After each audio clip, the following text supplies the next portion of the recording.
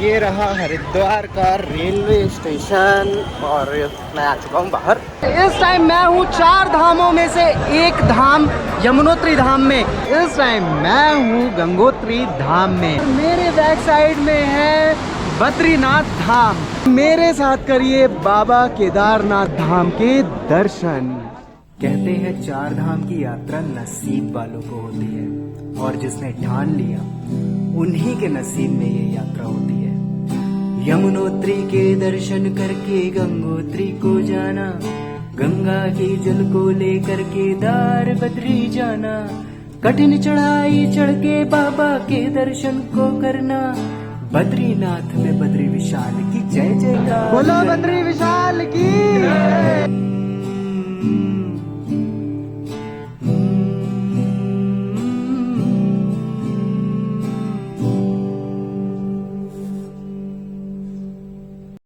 4 धाम यात्रा भारत की सबसे बड़ी यात्रा में से एक है, जिसमें उत्तराखंड के गढ़वाल रीजन में केदारनाथ, बद्रीनाथ, गंगोत्री और यमुनोत्री की यात्रा होती है।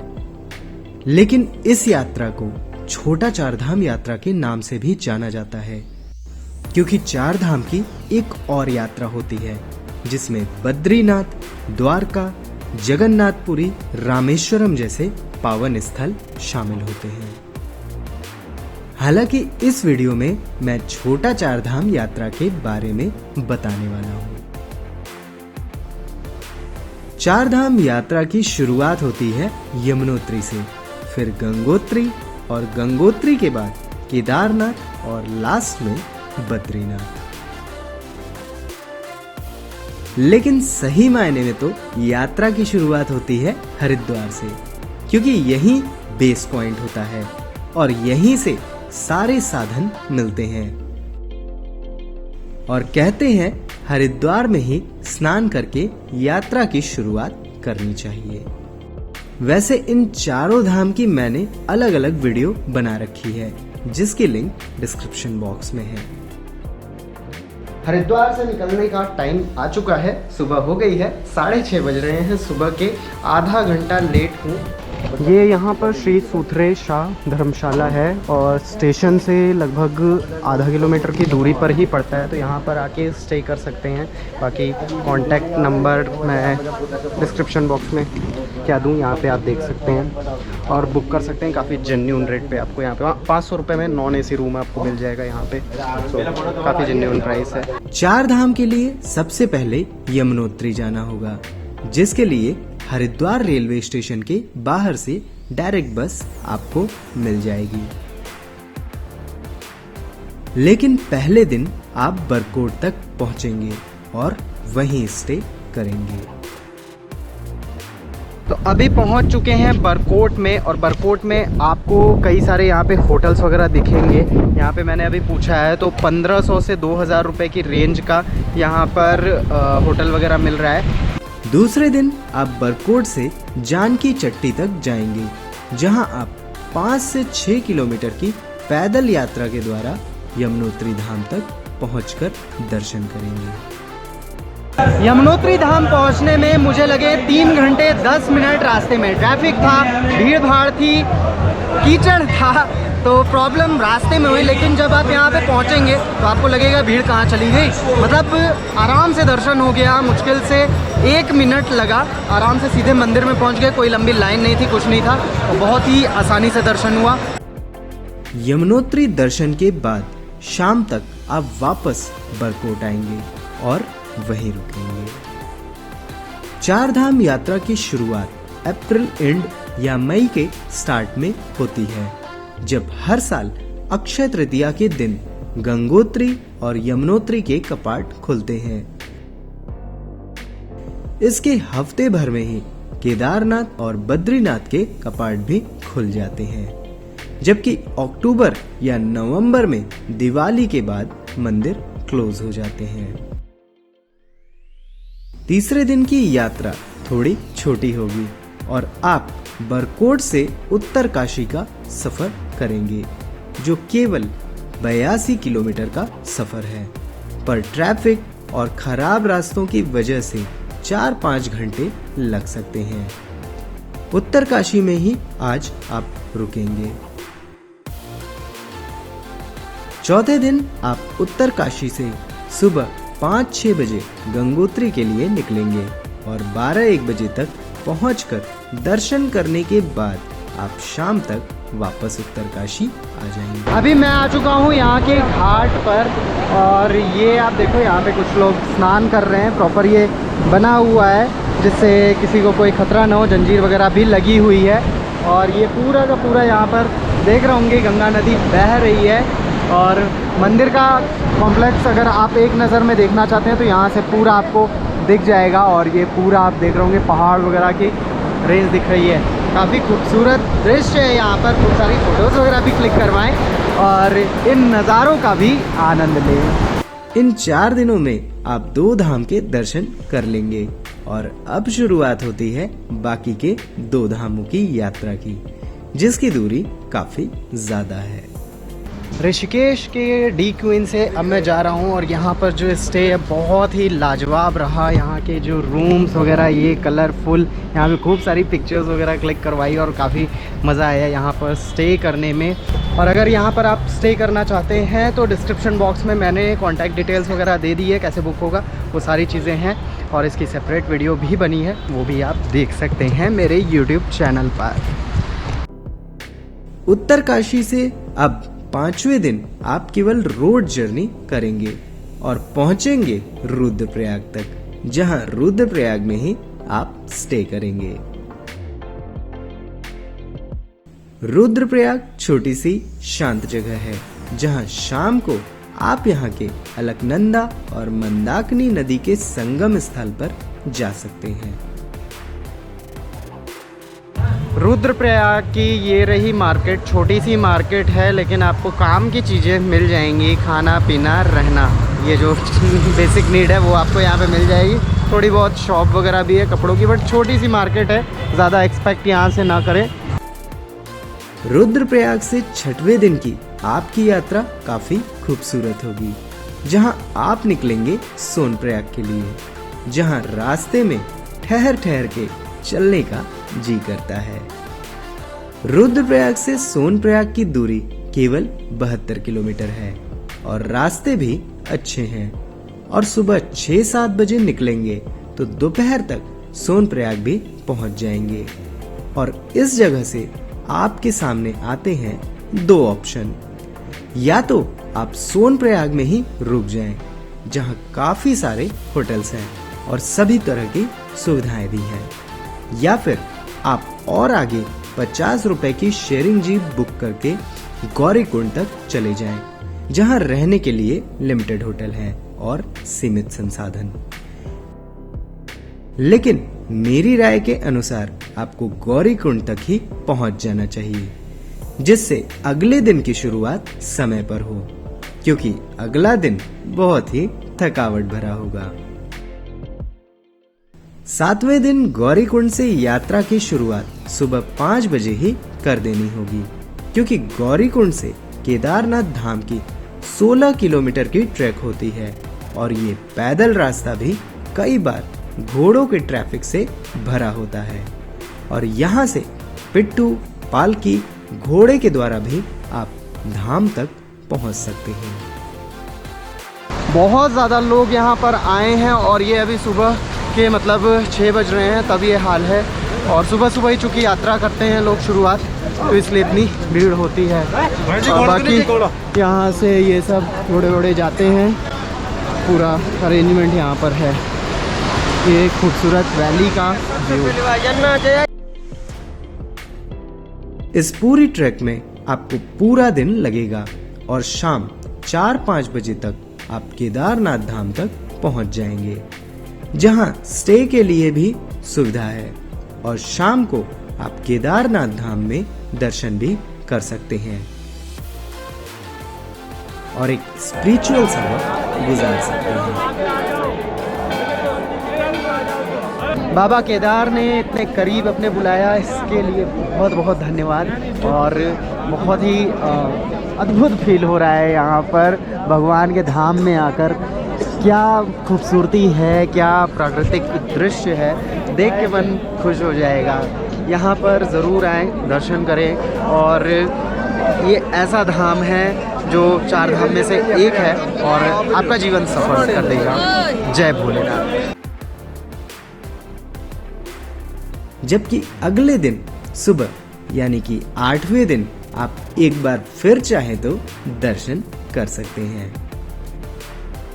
दर्शन के बाद आप वापस नीचे की तरफ गौरीकुंड तक आएंगे, लेकिन आज आप गौरीकुंड नहीं सोनप्रयाग तक जाएंगे और नीचे उतरने में ज्यादा समय भी नहीं लगता। तो चाहे तो सोनप्रयाग से आगे कहीं और रुक लें, जिससे आप कुछ पैसे सेव कर सकते हैं, क्योंकि सोनप्रयाग में होटल महंगे मिलते हैं। 4 धाम की यात्रा लोग किस किस तरह से करते हैं आप देख सकते हैं। यहाँ पे हर स्टेप पे लेट लेट के ये पूरी यात्रा कर रहे हैं।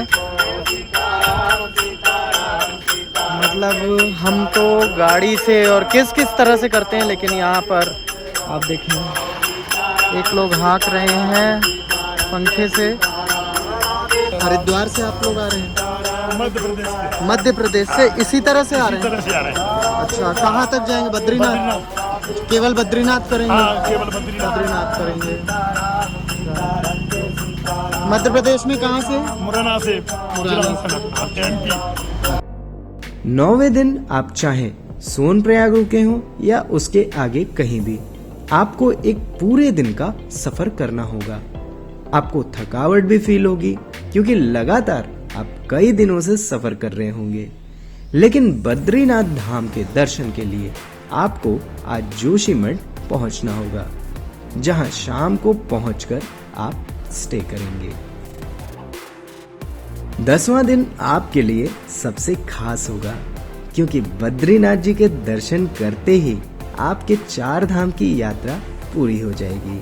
और जोशीमठ से बद्रीनाथ 45 किलोमीटर है, जिसमें 2 से 2.5 घंटे लगते हैं।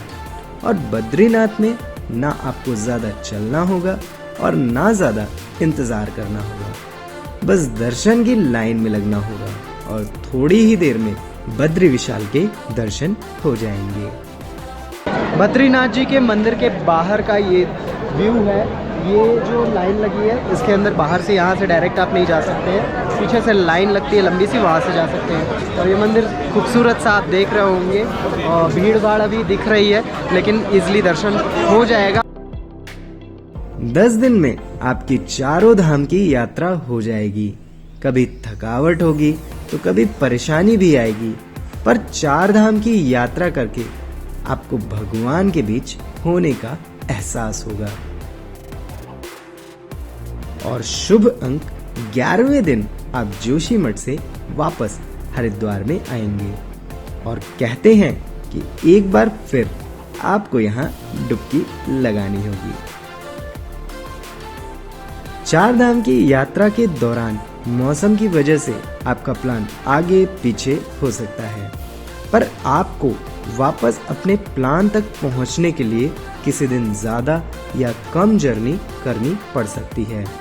मतलब सपोज आप उत्तरकाशी अपने समय पर नहीं पहुंच पाते, तो आपको अगले दिन ज्यादा जर्नी करके उस जगह तक जरूर पहुंचना होगा।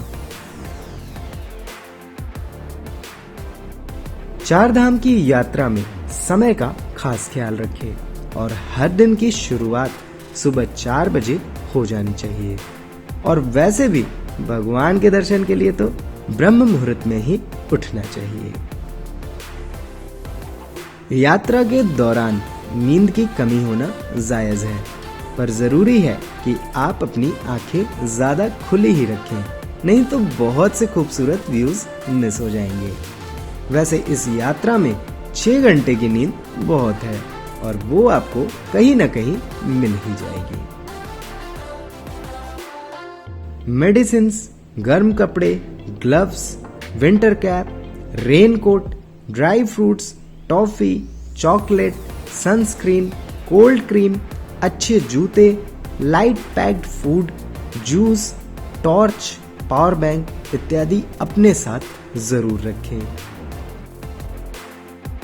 खाने के लिए पराठा, मैगी के ही ऑप्शन मिलते हैं, इसलिए आप दूध, ब्रेड, बटर, कॉर्नफ्लेक्स, रोस्टेड चने, पीनट्स, ड्राई फ्रूट्स के साथ कुछ फ्रूट्स यात्रा के दौरान अपने डाइट में ऐड कर सकते हैं। यात्रा के पहले रजिस्ट्रेशन जरूर करवा लें और मई जून के अलावा मिड सितंबर से अक्टूबर नवंबर के मंथ में ही जाएं। जुलाई अगस्त मॉनसून का सीजन होता है और लैंडस्लाइड्स होते हैं, इसलिए ऐसे वक्त में जाना अवॉइड करें। प्रकृति का कहर कहीं भी कभी भी आ सकता है, इसलिए सावधानी बरतें। बहुत छोटे बच्चों को ले जाना अवॉइड करें। ऑनलाइन पेमेंट की सुविधा हर जगह नहीं मिलती, इसलिए इनफ कैश हमेशा अपने साथ रखें। अपनी खुद की गाड़ी से जाएं तो एक्स्ट्रा पेट्रोल बोतल में भी जरूर रख लें। इस पूरी यात्रा को ज्यादातर टूरिस्ट बस से करते हैं, जिसमें एक व्यक्ति का खर्चा करीब 20 से 25 हजार रुपए तक आ सकता है, जबकि GMVN के द्वारा 4 धाम का पैकेज 28,300 रुपए में कराया जाता है। यमुनोत्री धाम में मैं आपसे जो फीलिंग शेयर करना चाहता हूँ वो बहुत इम्पोर्टेंट है, क्योंकि अब फाइनली हम लोगों की 4 धाम की यात्रा पूरी हो गई है अब हम सीधा स्वर्ग में जाएंगे। बैकुंठ सुधारेंगे। बिल्कुल मतलब सच में फीलिंग आएगी यहाँ पर। यहाँ पे वो वाइब्स आपको बिल्कुल फुल ऑन आएगी। पूरे रास्ते लोग गाते हुए, माता के जयकारे लगाते हुए, बहुत ही अच्छा अरेंजमेंट भी काफ़ी अच्छा है। सो ओवरऑल हमारी जिंदगी तो अब सफल हो गई। बिल्कुल। और कल रात को मेरे को मतलब सपना भी आया हुआ था ऐसा कुछ कि मतलब मैं यहाँ यमुनोत्री धाम में आ रहा हूँ, लेकिन यहाँ पे पहुँच नहीं पाया, पता नहीं कैसे, और फिर मैं वापस जा रहा था और फिर मैं वापस आ रहा था। वो तो जब हम गंगोत्री के दर्शन करने जा रहे थे तभी ये बोले कि हमारा रजिस्ट्रेशन अभी तक पता नहीं चलेगा कि नहीं चलेगा, पुराना हो गया है, 2-3 दिन होल्ड है, मे बी क्या होगा क्या नहीं होगा। बट जब भगवान का बुलावा आता है तो सारी बाधाएं आगे से आगे खत्म होती जाती है। मैं ऐसा नहीं बोलूँगी कि ये पूरी जर्नी जो है वो बिल्कुल मतलब हसल फ्री या बिल्कुल स्ट्रेस फ्री रही। काफ़ी सारी प्रॉब्लम्स आती है, बट भगवान के दर्शन करने में, यात्रा में अगर प्रॉब्लम ना आए तो यात्रा का मज़ा भी नहीं है। और पूरे हम लोग को लगे 3 तारीख से हम लोग दर्शन के लिए निकले हैं, आज हो गई है 18 तारीख और लगभग हम लोग के अराउंड 20,000 रुपये के आसपास, 20 से 25,000 के आसपास खर्च हुए होंगे टोटल मिला के 2 लोग के। तो इतने खर्च में हम लोग यहाँ पे घूम लिए हैं, स्टे किए हैं, दर्शन किए हैं, स्कूटी से पूरा घूमे हैं, खाना पीना रहना सब चीज़ हो गया है। और अगर आप बस से ट्रैवल करेंगे तो आपके लिए बहुत कॉस्ट इफेक्टिव हो जाएगा। बिल्कुल, और भी कम में कर लेंगे। हम लोग थोड़ा कंफर्ट को देखते हुए जगह भी जो सिलेक्ट किए वो सब भी काफ़ी अच्छी थी। और आप लोगों को दिखाना भी होता है व्यूज़ वगैरह, उस वजह से भी हमें स्कूटी चाहिए होती है। लेकिन अगर आप चाहें तो बिल्कुल आराम से बस से भी ट्रैवल कर सकते हैं। अगर आप सिंगल हैं या 2 लोग हैं, उससे ज़्यादा है तो फिर आपको बराबर ही पड़ेगा, आप कैब कर रहे हैं। बिल्कुल। तो ओवरऑल ये रहा हम लोग का ये सफ़र 4 धाम का, और अब कुछ नहीं है कहने को, बस अब भगवान ने दर्शन दे दिए 4 धाम का। इस एज में हम लोग का 2 धाम की प्लानिंग करके हम लोग आए थे, लेकिन हम लोगों ने 4 धाम की पूरी यात्रा कंप्लीट की और सच में और बहुत पैदल खुशी हो रही है। मुझे तो यही बड़ी खुशी की बात है कि मैंने जैसे लिटरली केदारनाथ जी में थोड़ी प्रॉब्लम हुई, और यहाँ पे यमुनोत्री धाम में प्रॉब्लम मैं नहीं कहूँगा, ठीक ठाक थी, इतना अभी उतरते टाइम होगी थोड़ी सी। और बाकी बद्रीनाथ धाम में बिल्कुल नहीं हुई, गंगोत्री धाम में बिल्कुल नहीं, आसानी से हम लोगों ने दर्शन किया और काफ़ी आराम से हुआ, और ओवरऑल अच्छा रहा सफर। दर्शन सिर्फ केदारनाथ में कुछ क्षण का हुआ, उसके अलावा तीनों जगह दर्शन बहुत आराम से हुआ, बहुत अच्छे दर्शन। ओवरऑल ये रहा हम लोग का सफ़र। भगवान ने बुलाए, भगवान को बहुत बहुत धन्यवाद कि हमें यहाँ पर बुलाए, दर्शन दिए 4 धाम के। बस हम लोग का जीवन अब धन्य हो गया। जय भोलेनाथ, जय गंगा मैया, जय यमुनोत्री मैया, जय बद्रीनाथ जी, जय बद्रीनाथ जी यानी विष्णु भगवान जी की जय, बद्री विशाल।